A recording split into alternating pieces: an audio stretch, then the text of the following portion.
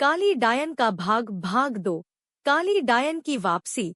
पिछले भाग में आपने देखा था कुछ साल पहले गांव की बहादुर लड़की सिया ने काली डायन चंद्रमाया को एक पंडित से की मदद से मार दिया था।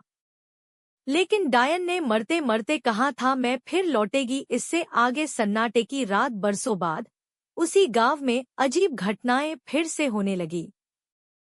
बच्चों के गायब होने की खबरें, अंधेरे में चीखें और बकरी गायों का खून से सना मिलना। गांव फिर से डर के साए में आ गया। की आहट एक बूढ़े तांत्रिक ने गांव वालों को चेताया, चंद्रमाया लौट आई है। अब वो और भी शक्तिशाली हो चुकी है।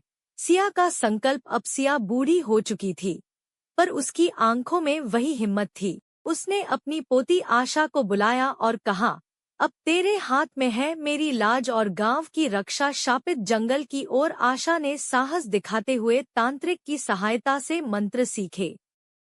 वो अकेले शापित जंगल में गई जहां रात को पेड़ भी हिलते नहीं थे। वह चलते चलते डायन के इलाके में पहुंच गई। डायन का डरावना दरबार। चंद्रमाया एक विशाल बरगद के पेड़ के नीचे बैठी थी। आंखों से आग निकल रही थी। उसने हंसते हुए कहा, इस बार कोई मुझे नहीं रोक सकता। और वह फिर से जोर जोर से हंसने लगी। आखिरी टक्कर। आशा ने तांत्रिक मंत्रों से एक रेखा खींची और चंद्रमाया को उसमें फंसा लिया। मंत्र गूंजने लगे, बिजली चमकने लगी। पवित्र मित्रों के उच्चारण से पूरा भयानक जंगल में कंपन होने लगी और जंगल कांप उठा।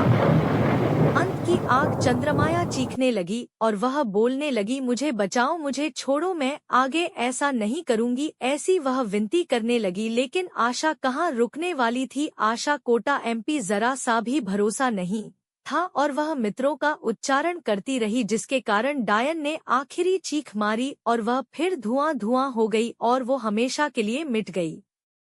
आशा की बहादुरी रंग लाई और गांव वालों को काली डायन से मुक्ति मिल गई हमेशा के लिए। गांव में उजाला। सुबह की पहली किरण के साथ गांव में फिर से रोशनी लौटी।